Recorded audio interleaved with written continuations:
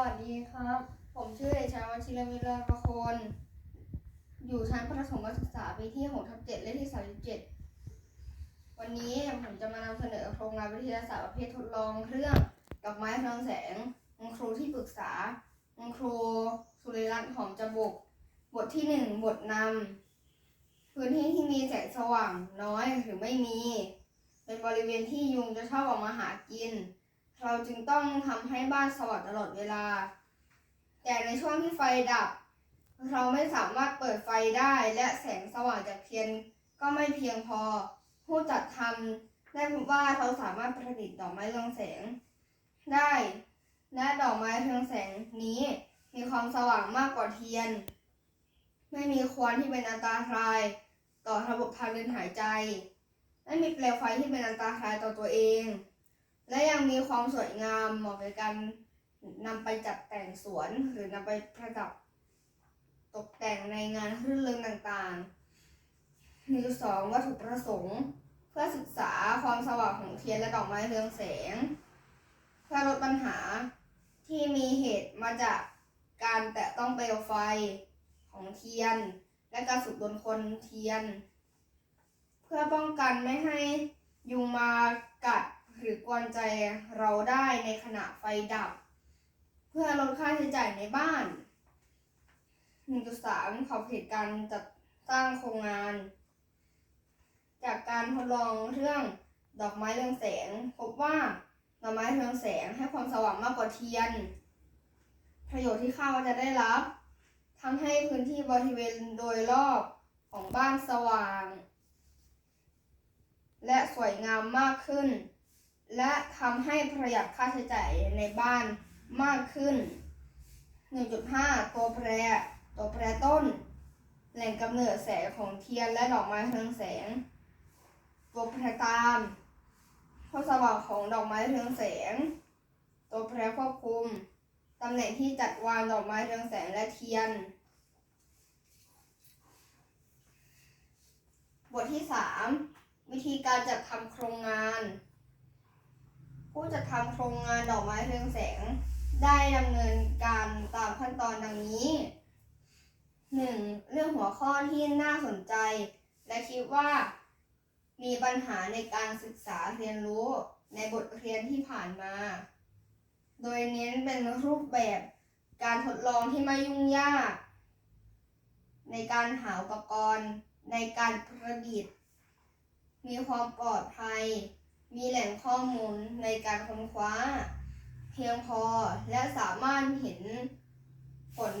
และสังเกตได้อย่างชัดเจน 2. ศึกษาแนวคิดในการแก้ปัญหาโดยค้นคว้าจากแหล่งข้อมูลทั้งในหนังสือและค้นคว้าในอินเทอร์เน็ตรวบรวมข้อมูลเพื่อออกแบบวางแผนการดำเนินงาน 3. ตั้งชื่อเรื่อง 4. ขั้นตอนวิธีการดำเนินงานเตรียมวัสดุอุปกรณ์ดอกกุหลาบแผ่นพลาสติกใสปากกาเน้นข้อความปากกาเมจิกเทปใสโทรศัพท์ขั้นตอนการประดิษฐ์ตัดแผ่นพลาสติกใสให้เป็นชิ้นเล็กแล้วนำไปแปะบนตำแหน่งที่แสงไฟจะออกมาจากโทรศัพท์ระบายบนแผ่นพลาสติกใสให้เป็นวงกลมด้วยปากกาข้อความแล้วนำเทปใสมาติดนำปากกาเมจิกระบายบนเทปใสให้เป็นวงกลมตรงจุดเดียว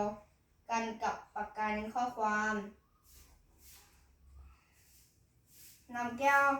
น้ำมาวางข้างบนโทรศัพท์ให้ตรงกลางของแก้วที่อยู่ตรงวงกลมที่ระบายด้วยปากกาเมจิกเติมน้ำใส่แก้วนำดอกกุหลาบมาใส่แก้วเปิดไฟฉายของโทรศัพท์บทที่ 4 ผลการศึกษาและการดำเนินงานจากการทำโครงงานเรื่องดอกไม้เรืองแสง เมื่อดำเนินงานเสร็จสิ้นแล้วเราจะได้ดอกไม้เรืองแสง